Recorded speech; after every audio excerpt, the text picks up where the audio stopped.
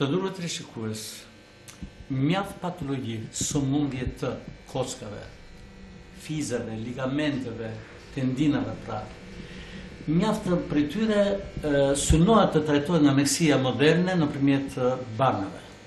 Po barnat janë një gjë tjetër. Sepse shumë e barnat nuk pranohen, nuk tolerohen mirë nga ana e organizmit të njerit. Madje ka mjaft pacientë të cilët vuajnë paraprakisht nga stomaku, nga aparati i tretjes. Dhe duhet thënë që shumica e barnave, të cilët synojnë të bëjnë mirë, të cilin përmirësime pikërisht në këtë strukturë të kockave, të ligamenteve etj., janë pikërisht ato të cilët e dëmtojnë më së shumti aparatin e tretjes. Të gjithë ata që e vuajnë këtë gjendje dhe kanë provuar të përdorin barna, pikërisht që të lehtësojnë nga dhëmbjet, të kenë lëvizje pak më funksionale, më të lehta etj., janë ata që kanë provuar se çdo thotë të përdorish barna dhe barna vazhdimisht. Barna. Pra shumë herë aparati i tyre tretjes dhe veçanërisht stomaku acarohet së tepërmi. Pra janë të njohura gjendjet që quhen gastrite medikamentose. Pra dëmtim të cipës së brendshme të stomakut për shkak të përdorimit të barnave. Ja që e njëjta mjekësi para mjekësia moderne, edhe më moderne do të thonja, sot synon të trajtojë këtë gjendje nëpërmjet të lëvizjeve, nëpërmjet të fizioterapisë, të rrezatimit fizioterapisë etj. Dhe unë kam rastin tani, me rastin më të mirë që të takohem me një specialist fizioterapist. Idris Isa, pra vetë emri dhe mbiemri kujtoj me njerë që ai është shqiptar, por ama nuk është originali këtu shumë, po është nga Ohri. Ai ka mundur, ka ditur të përfitojë mjaft nga përvoja e pasur e ortopedisë Maqedonas. Madje të nderuar teleshikues, juve do t'ju kujtohet mirë që në muaj më parë me 3 profesorë nga më të njohurit në Maqedoni, dhe duhet thënë që ortopedia maqedonase është nga më të njohurat në Europë, pra kemi pasur rastin që t'i takojmë, ata kanë qenë dhe janë bashkëpunëtorë të Idris Isës.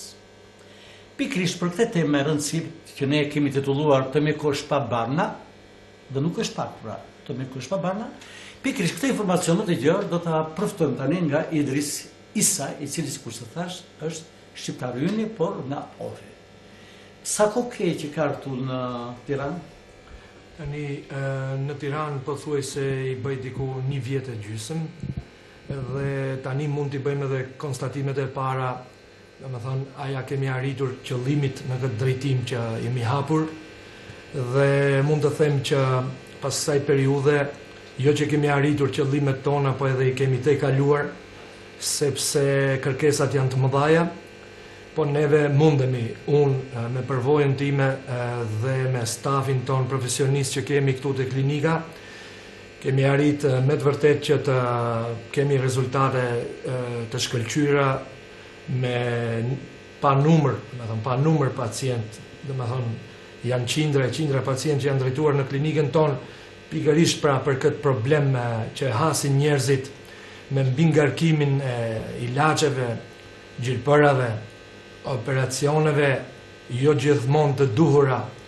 Pra fizioterapia është një shkencë që mundëson rigjenerimin, riparimin e organizmit, e trupit, sidomos unë kam të drejtë të flas për pjesën kocko-muskulare, ku kemi lloj-lloj dëmtime, probleme, si nga shtylla kurizore, si nga gjithë segmentet edhe ekstremitetet e trupit të njeriut, ku nuk duhet gjithmonë përdorur ilaçe pa fund, sepse ato dim që dëmtojnë edhe organet tjera të organizmit, por gjithsesi është shumë e rëndësishme që i shmangim shumë pacient nga ndërhyrjet kirurgjikale, sidomos të disa diagnoza ku hapësirat për të trajtuar, për të shëruar, për të rigjeneruar pacientët janë aty, si që janë hernie diskale,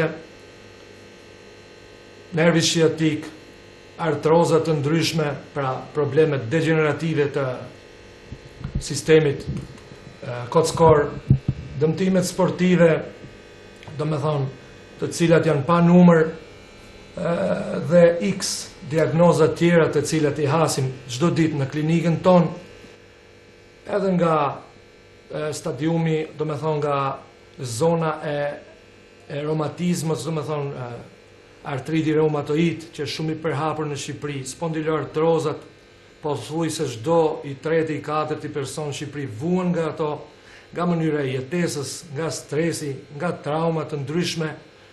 Pra janë këto diagnoza pafund, të cilat mund të trajtohen në një mënyrë të shkëlqyer dhe me një afat jashtëzakonisht të shkurtër. Në qoftë se dikur duheshin muaj të tëra për të trajtuar një nerv sciatik, ku supozohej se duhet pacienti të rihej shtrirë 4 deri 6 javë, se që nga faza akute, pa lëvizur fare, pa aktivitete, dhe ne dim që kur pacienti nuk lëviz, pason pastaj atrofia muskulare, pasojnë kontrakimet, pra zgjerohet numri i diagnozave të pacientit. Tani për fat, përvojës tonë, diturisë tonë, punës tonë, edhe gjithë aparaturës që posedojmë të klinika, ne këto afate i kemi shkurtuar maksimalisht. I regjenerojmë këto probleme, i rikuperojmë pacientët dhe i kthejmë përsëri në jetën e tyre të përditshme, po thuajse pa dhimbje normalisht, pastaj me rekomandimet tona se si duhet sjellur mëtutje në vendin e punës. Dakord, doktor Idrizi, më thuaj të lutem, çfarë diferencë ju konstatoni midis patologjive atje, po them në Ohër, në zonën e Maqedonisë, apo jo?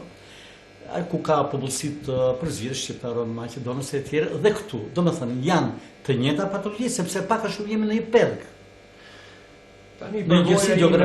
Përvoja ime edhe në spitalin ortopedik, ku kam punuar, o thuaj se 16 vjet në Ohër, edhe kjo përvoj këtu, do me thonë diferenca është e jashtë zakonshme. Në Shqipëri, numri është shumë i madh i pacientëve që vuajnë nga aparati kocko-muskular, spondiloartrozat, hernie diskale, nervi sciatik, pra artrozat të ndryshme, reumatoid artritet.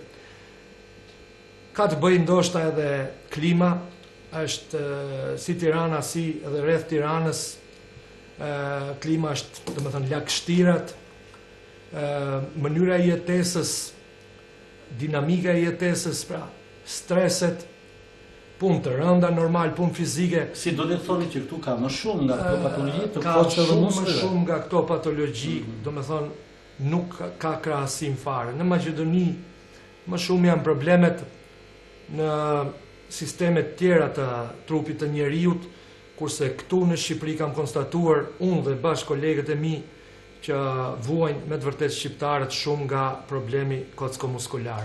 Të ndërru të shikues, do të bëjmë një serim të nevojshëm. Çdo popullsi në botë, dhe nuk e pyet rastësisht zotin Idris, që çdo popullsi në botë ka problemet e veta specifike të sëmundshmërisë. Për shembull, supozojmë, populli amerikan do vënë më shumë kardiovaskulare, pra të zemrës dhe ende të gjatë. Në Japoni janë të tjera probleme, të aparatit tretjes. Në Kinë janë të tjera probleme, pra në Indi e tjera, dua të them që pyetja nuk është e rastit, sepse çdo popullsi, sikurse tani sapo e tha doktori, edhe pse kaq afër, pra nuk është më larg se sa pak orë Ohri, apo jo, se ka një lidhje Ohri, pra dhe sidomos tani me rrugën e re Tiranë-Elbasan, bëhet akoma dhe më shkurt. Pra, edhe pse kaq pranë njëri tjetri, patologjitë tjenë kanë të ndryshme. Dhe doktori sapo e shpjegoi. Tani, konkretisht, në këtë klinik, çfarë metodash ju vini në dispozicion të pacientëve, në mënyrë që ata të riaftësohen sa më shpejt të mundur, dhe të heqin mundësi sa më shpejt, edhe ndoshta edhe të mos i fillojnë barnat, pra, cilat janë ato metodë të cilat lehtësojnë mjaft pa qenë nevojshme të përdorur barnat. Tani, fizioterapia ka edhe ca parime, sipas shkencës, dhe unë mundohem këtyre parimeve të mbahem pra strikt. Një cikël fizioterapie është diku 3 javë, pra jo më shumë për shkak të ngarkesave që i ka pacienti gjatë trajtimit. Një trajtim në klinikën tonë shkon rreth 1 orë e gjys, disa herë dhe 2 orë, varet nga diagnoza, nga puna që kemi te pacienti. Përbohet në disa segmente trajtimi, pra njëherë normalisht vizita adekvate, pastaj bëjmë edhe analizat paraprake o me radiografi, në qoftë se ka nevojë edhe me ekografi, gjithashtu edhe me rezonancë magnetike, po e theksojnë nëse ka nevojë se i shmangëm gjithmonë harxhimeve të tepërta që mund t'i kenë pacientët. Pastaj i nënshtrohemi fizioterapisë, e cila është ndarë në disa segmente. Punojmë edhe me aparaturën që e kemi për fat të përsosur. Punojmë edhe me mënyrën manuale, pra kemi edhe masazhet, kemi edhe ushtrimet, të cilat janë të veçanta për çdo diagnozë. I bëjmë gjithë ne si staf. Pra janë ca gjëra që janë në funksion të pacientit që, si që thash më përpara, ta rikthejmë organizmin, ta rigjenerojmë organizmin me mundësi, pa përdorimin e shumë ilaçeve ose të gjilpërave, injeksioneve, pra, ose mos them edhe operacioneve. Doktor Idrizim, më falni. Përmendët nisër procedurës. Tani ju lutem, më thoni, apo ecën teknika moderne krahas kërkesës tuaj gjithnjë e më të larta, do të them. Çfarë ju ka ofruar teknika moderne, shkenca moderne, pra është fjala për aparatura, të cilat shumë mund të zëvendësojnë punën e disa njerëz një herë. Pa teknologjinë sot është kohë të thotë dikush që ka mundësi të bëjë ndonjë gjë në mjeksi, si në çdo deg tjetër, qoftë kardiologji, qoftë kirurgji, qoftë kudo qoftë, edhe fizioterapia ka nevojën për aparaturat e duhura. Unë do t'i theksoj disa që i kemi, që janë secila në vete ka funksionin e vet.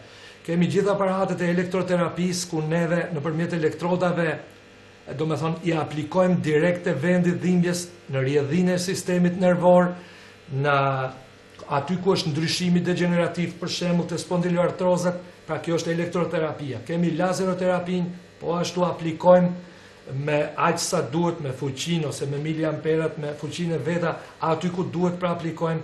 Kemi tekarterapia, që është shpikja e fundit e shekullit, do me thonë, e cila rigjeneron total indet e buta edhe gjithë problemet degenerative që vinë si pasoj të këtyre diagnozave që i theksova. Kemi magnetoterapin që ka një diapazon shumë të gjerë, do me thonë të trajtimeve. Kemi shockwave-in i cili është i përsosur dhe i rrallë në Ballkan për goditjen e gjithë kalcifikimeve ose në dëmtimet sportive, ku kemi lodhje muskulare, ku kemi inflamacione të tendinave, ku kemi distorsione, do me thënë të kaviljet, të kyçet, aty përdorim shockwave-in, i cili përsëri rikthen gjithë segmentet, elementet, të themi pjesët në një funksion normal. Kemi traksionin cervikal dhe lumbar, pra është një trajtim dekompresiv i shtyllës kurizore, pra aty ne zgjerojmë ruazat në qofse kemi konstatu diagnozën e hernjes diskale, qofti nivelit parë, 2, 3, pra mundësojmë në një mënyrë mekanike hapjen e ruazave, kthimin e diskut i cili paraprakisht ka dal nga foleja vet në folen e vet, dhe kështu rigjenerojmë edhe muskulaturën paravertebrale, do me thonë qetësojmë nervat që kalojnë në kanalin spinal dhe ja arrim qëllimit me disa seanca të traksionit. Pra kemi edhe fangoterapin, ku përdorim një baltë speciale, është mas vulkanike me përbërje mjekësore në vete, pra formon një termoterapi, një të ngrohtë për organizmin që e kemi të nevojshëm për përmirësim të qarkullimit gjakut, pra për vazodilatacion dhe kështu me radhë. Kemi masazhe të ndryshme, sidomos masazhet mjekësore, pra sipas segmentit pjesës të trupit ku kemi nevojë. Dhe normalisht për mua pjesa kryesore pas gjithë këtij trajtimit janë ushtrimet, pra ne duhet t'i kthejmë pjesët e kontrakuara, pjesët e atrofuara, duhet t'i kthejmë në funksion. Pra gjithë këto trajtime përdoren në një farë mënyre nga normal me komandën time si kryesori i klinikës, cili pacient se çfarë do të trajtoj, po këto trajtimet kanë treguar rezultate të jashtëzakonshme, sidomos në diagnozat më të përhapura në Shqipëri. Pra, filloj me spondiloartrozat, vazhdojmë me hernin diskale, me nervin sciatik, me artrozat, që mund të ndajmë në gonartroza, koksartroza, pra mvaret të cili kyç është paraqit artroza. Pastaj dëmtimet sportive, pra, janë shumë. Kemi shumë me rëndësi dua ta theksoj këtu në Shqipëri që besoj dhe shpresoj me kontaktet e mia, insistoj që në shkollat fillore dhe të mesme të futet programi i vizitave të domosdoshme ortopedike për deformimet e shtyllës kurrizore në moshën adoleshente, pra, siç është skolioza, kifoza, lordoza, sepse unë gjatë vizitave të mia në disa shkolla në Tiranë kam parë një përqindje të jashtëzakonshme me këto deformitetet e fëmijët, të nxënësit, e cila për mua është një neglizhencë e kryesore e shtetit, pastaj e institucioneve shëndetësore, pra edhe të Ministrisë Shëndetësisë. Nuk guxojmë ne të lejojmë që fëmijët mos dinë si të mbajnë trupin, si të mbajnë çantën, sa orë të rinë para kompjuterit, si të rinë, domethënë, në bankat shkollore, sepse pasojat janë shumë të rënda. Ne e dimë që këto deformitete krijohen në këto mosha dhe ky deformitet nëse nuk kurohet, nëse nuk shërohet, mbas moshës 18 vjet, nuk kemi më shansa për ta korrigjuar, atëherë ngel vetëm opsioni i operimit, i cili është shumë i rëndë, shumë i rrezikshëm. Pra, kemi në klinikën tonë shumë raste me këto deformitete të shtyllës kurrizore. Gjithashtu, edhe probleme që ndodhin në maternitet me fëmijë të posalindur, o nga mënyra e lindjes se si e bëjnë atje, kemi një përqindje që nuk është normale për shekull 21 me probleme të pleksusit brachial të fëmijët ose me paraliza e pareza. Pra lindë me probleme të kraut, apo jo? Sepse është një neglizhencë për mua. Dhe pastaj, në fazën e dytë, edhe pse ka ndodhur kjo, aty duhet urgjentisht fizioterapia për ta rigjeneruar pjesë, për ta rikthyer nervët. Dhe përsëri vjen një gabim mjekësor ku i lihet prindit në dorë, domethënë koha do ta shëroj, që nuk është e vërtet, sepse ky problem zmadhohet, bëhet më i komplikuar në moshën më të rritur, sepse ai krah nuk rritet më si krahu tjetër. Shkurtohet, atrofohet, kontrakohet dhe rreziku për të ngel invalid, ajo fëmijë është shumë i lartë. Pra edhe këto gjëra duhet t'i theksojmë që mund të trajtohen. Të nderuar teleshikues, nuk e di nëse ishit të vëmendshëm apo jo, por më lejoni të ndalem në 3 momente mjaft pozitiv të bisedës së deri tashme të zotit Idris.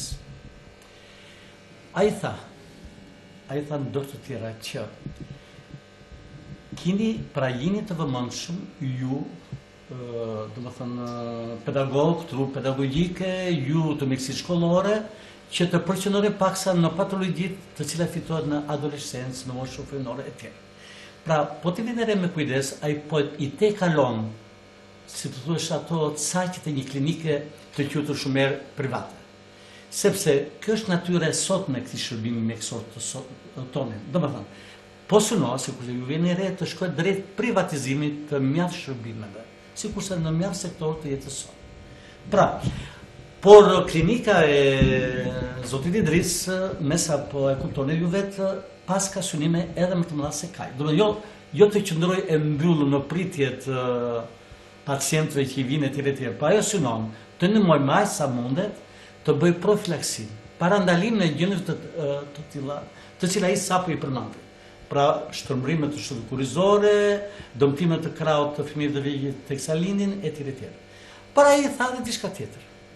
Ai tha, kurse si një procedurë tjetër mjekimi nuk do të vazhdojë të zgjasë më shumë se 3 javë. Pra, është një qëndrim më të vërtetë mjaft korrekt sepse po të ishte ndryshe, pra sepse për fat keq ka klinika në vendin tonë të cilat synojnë të përfitojnë sa më shumë dhe ta mbajnë sa më gjatë të lidhur pacientin pas vetes. Idrisi, pra, zoti Idrisi sapo tha që jo më shumë se 3 javë, sepse përndryshe kthehet në një procedurë të dëmshme. Në alë tjetër e tha, dhe këtë duhet theksuar, pra, prandaj ju pyeta, ishit të vëmendshëm apo jo, që ne nuk përpiqemi ose nuk bëjmë atë që ti mundohemi, ti shpenzojmë të tepër pacientët me ekzamime të panevojshme. Pra bëjmë ato që duhen bërë dojmos patjetër. Të falenderoj për këtë qëndrim korrekt të klinikës, po. Tani unë do të dëshiroja të ngrihemi bashkë dhe atje pranë një tabele speciale me me xham special të ndriçuar bukur, të shoh disa grafi dhe më tregoni se çfarë ju bëni këtu pra me këtë gjendje.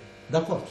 Të nderuar televizionistë, jemi përpara një tabele speciale mjekësore, sikur që ju shikoni një xham me dy qushti e ndriçuar, që bën kryesisht të mundur shikimin të qartë të radiografive.